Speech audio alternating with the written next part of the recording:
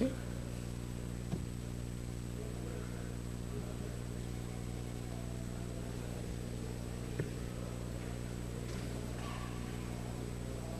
Gracias, presidente. Muy buenas noches nuevamente a todos, porque tengo una corta presentación y por eso quiero hacer unas reflexiones que complementan lo dicho por los compañeros de la bancada del Centro Democrático y que voy ahora a disentir en algunos temas con lo planteado por el señor superintendente.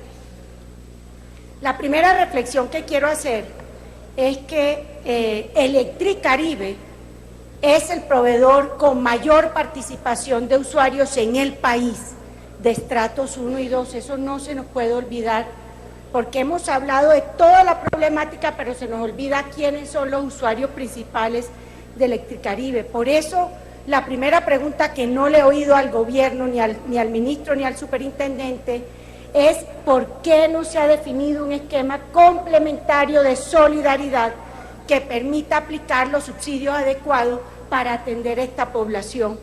Y segundo, le llama a uno la atención que teniendo el Caribe colombiano, el parque térmico más importante y fuera de eso, la fuente más importante de gas, y tengamos hoy como este problema de calidad del servicio en la región Caribe colombiana.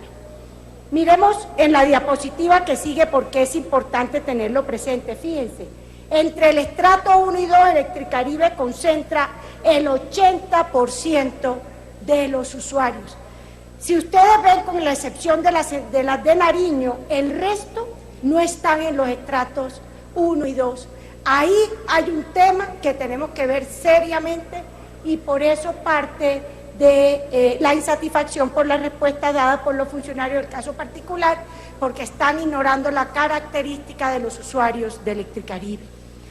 El segundo tema que quiero resaltar es que Electricaribe tiene el segundo consumo promedio residencial más alto del país. Después de Batia, que lo tiene en el Valle del Cauca, Electricaribe, miren ustedes, tiene en el estrato 1 261 kilovatios mes por suscriptor, 238 en el estrato 2, 289 en el estrato 3, 380 en el estrato 4, hasta tener 608 en el estrato 5, para un total residencial de 270 kilovatios mes de consumo. Eso también es muy importante tenerlo presente, porque no solo tiene el mayor número de usuarios de estratos 1 y 2, sino que también tiene el segundo mayor consumo del país en materia de energía.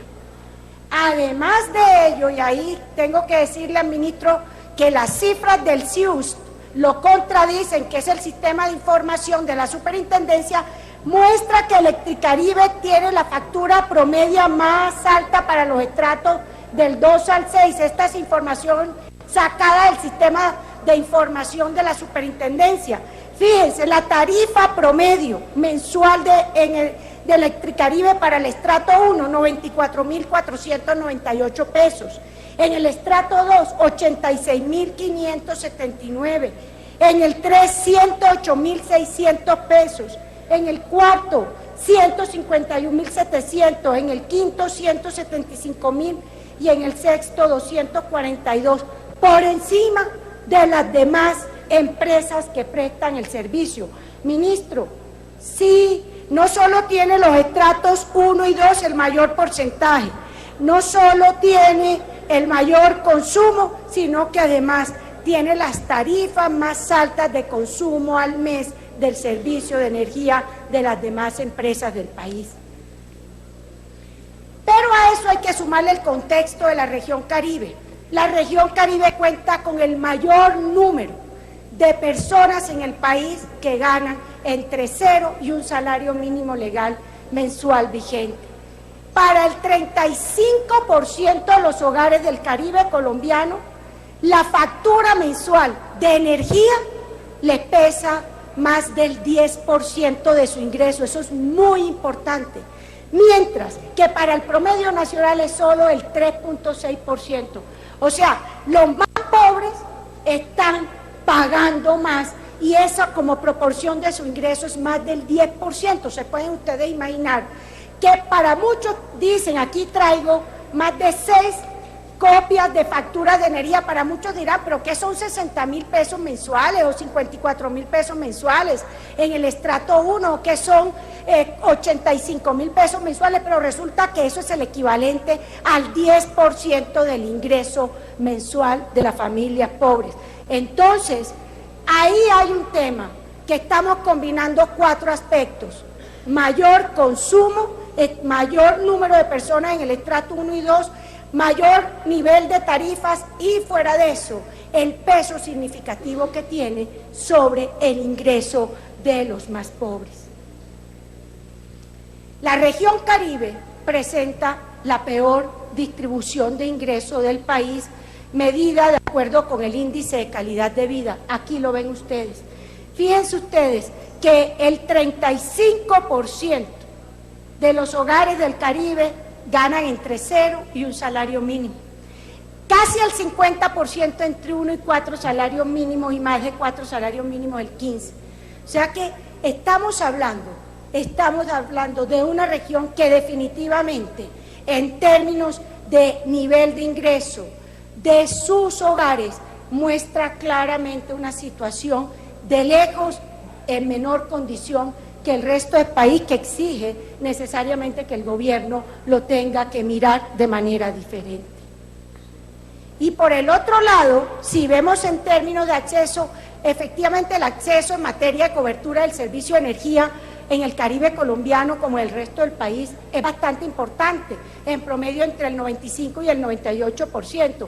No así en otros servicios públicos, como el servicio de alcantarillado, como el servicio de recolección de basura, como el servicio de acueducto y el de Internet, que el Caribe colombiano es de las regiones más rezagadas en estos servicios públicos. Pero ¿quiénes son los actores críticos de este tema?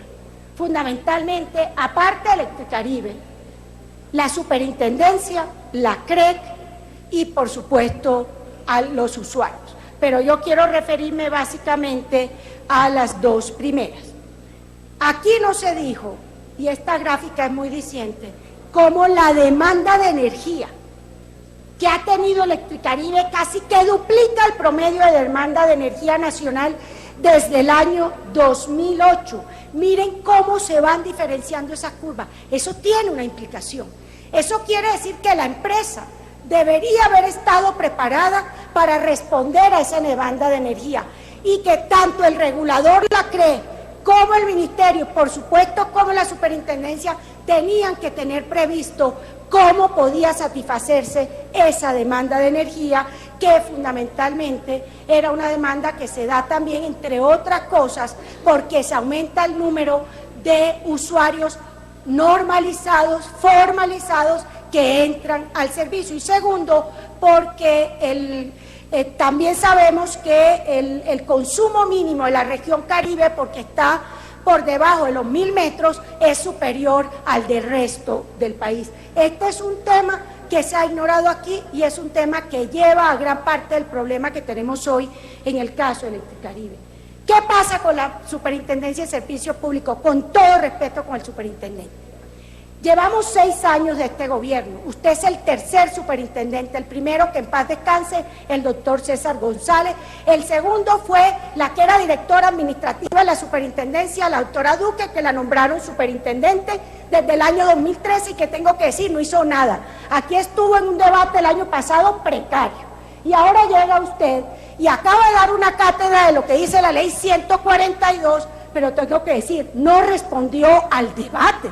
Es lamentable que un superintendente, aquí tomé nota y por eso lo traigo, es lamentable que un superintendente desestime las multas. Sí, puede que haya mecanismos mejores, pero la multa es una manera que le duele el bolsillo a las empresas, y que se supone que en la medida en que le toquen el bolsillo, pues se van a restringir de ciertas cosas, sino porque el gobierno le solicitó al Congreso que aumentara las multas en el caso de la telefonía celular y en el caso de otros servicios públicos. Entonces, escúcheme, superintendente, que no le pase lo que pasó con el tema de la paz a algunos, que dijeron que cárcel, ¿para qué? Pues son instrumentos que tiene la sociedad y en el caso de la política pública que existe, entonces yo sí creo que usted ahí se equivoca al subestimar la importancia de utilizar las multas.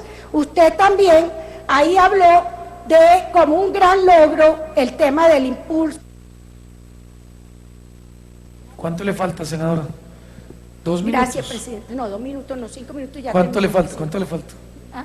¿Cuánto tiempo necesita? 5 minutos y ya termino, presidente. 5 minutos. Usted dijo también, superintendente, el tema que tiene que ver con los programas de gestión. Pues eso es lo que nosotros hemos llamado planes de mejoramiento, y que la superintendencia, perdóneme, está para eso. Me llama la atención que usted no habló de qué va a hacer la superintendencia frente a todas estas hallazgos que no usted, sino desde la Contraloría y otras instituciones han encontrado en esta empresa. Lo que me llama la atención es que usted no haya planteado absolutamente nada de cómo actuar en el caso de Electricaribe. Esta es una superintendencia que tiene regionales en casi todo el país, que tiene un número importante de funcionarios, pero aquí mostraron tanto la senadora Paloma como otro de mis compañeros cómo ha sido ineficiente en hacer valer la labor de inspección y vigilancia, que es la que cumplen las superintendencias y una tan importante como la suya. Por no hablar de otras variables que usted habló, como el del recaudo, etcétera, que también prácticamente nos está diciendo nada nuevo, lo que aquí se dijo en el debate, pero lo que estábamos esperando era saber cómo iba a reaccionar la superintendencia. Entonces, como nosotros, este debate estaba previsto para ayer, y ayer nos enteramos de la reunión, pues se ha hablado de la intervención de Electricaribe. Es urgente, superintendente, fortalecer las redes en los 7 departamentos, de manera especial para asegurar la continuidad de la creciente demanda. Sí tiene el Estado una responsabilidad, si no la política pública, ¿para qué? Ahí hay una responsabilidad que, aunque el ministro dice que no, claro que la tiene, asegurar cómo se puede fortalecer las redes eléctricas, estructurar el plan de fortalecimiento de las redes de la distribución local, que además es urgente y tiene que llevarnos a un bajo costo, y hacer seguimiento a todas las obras incluidas en el plan anterior. Ustedes mismos reconocieron aquí que de cerca de 30 y pico de obras, todas están rezagadas por parte de Electricaribe. Con relación a la CREC, que ha pasado de agache, que no se pararon aquí a responder el cuestionario. Con relación a la CREC tiene que mirar si es posible que los recursos de los fondos eléctricos se puedan incorporar a la base tarifaria Electricaribe. El gobierno debe también mirar seriamente cómo se están financiando esas infraestructuras, el valor de las inversiones. La administración que tiene hoy Minvinas de esos fondos, la verdad que es compleja y que está sujeta a politiquería. Aquí el senador Araujo en su intervención habló de varios casos. Y simplemente en el caso de los fondos eléctricos quería mostrar esta diapositiva. Miren cuánto se ha recaudado, se estima recaudar este año por los 4 grandes fondos eléctricos. ¿Cuánto se aspira a recaudar en el año 2017? ¿Qué me preocupa sobremanera en este tema? En lo que hemos revisado, Electricaribe, cerca del 40% de los recursos que recibe de los fondos eléctricos no los está invirtiendo. Yo me pregunto, ¿cómo que la superintendencia no va a poder actuar en ese caso cuando son recursos públicos para facilitar la capacidad de pago de los más pobres, como ya mostré, y resulta que no han hecho nada? Esa es parte de las respuestas que hubiéramos esperado. ¿Qué van a hacer? Porque Electricaribe se está quedando o no está invirtiendo esos recursos. En el Plan Nacional de Desarrollo 2014-2018 habían unas metas. Habían unas metas en materia de ampliación de cobertura en la prestación de los servicios de energía eléctrica. De las 7 indicadores de meta, 5 de ellos llevan menos del...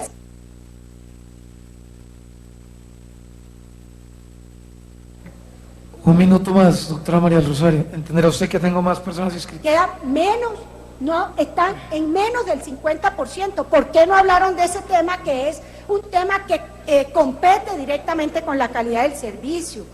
Por supuesto que sí hay que acabar con la cultura del incumplimiento, pero no de los usuarios. El grueso está en los municipios y no puede ser que ahora entonces el gobierno no pueda hacer nada para exigirle a los municipios que asuman la responsabilidad de pagar la factura de energía que están incumpliendo. Además de ello, muy importante, ninguno de ustedes tocó el tema del alumbrado público.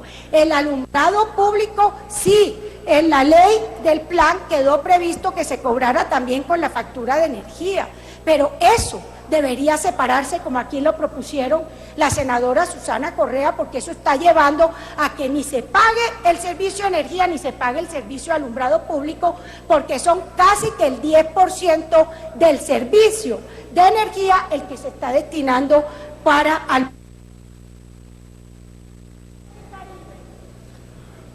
Un minuto más, pues entonces. Es que tiene usted esa carpeta. Y con relación a Electricaribe, pues Electricaribe tiene que responder el informe de la Contraloría. El informe de la Contraloría sobre el manejo de los recursos 2005-2016, nadie aquí lo ha desvirtuado, aquí hemos insistido.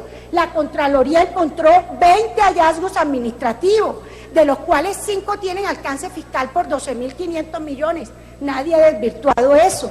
Fuera de eso, mostró también la Contraloría la lentitud en los recursos. No voy a hablar del plan 5 Caribe, simplemente para cerrar, quiero realmente reiterar que la intervención seria, técnica de Electricaribe debe ser considerada, como aquí lo hemos venido proponiendo varios de la bancada.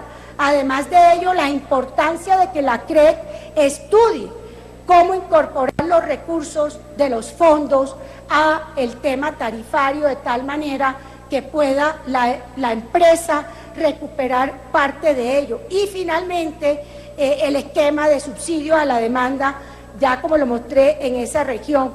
Y al final de todo el tema, la gran preocupación es que se habla de que se podía haber suspendido el servicio. Yo me pregunto, ¿y el gobierno cómo que no podía exigirle al generador que iba a terminar sacrificado no Electricaribe, sino los usuarios del servicio, si se llegara a suspender el servicio de energía como lo habían previsto en 3 horas? Entonces, sí tengo que decir que lamentablemente es un tema que no le hemos oído hoy al gobierno claramente cuál va a ser la respuesta de corto plazo que se le va a dar a los usuarios del Caribe colombiano. Gracias, presidente.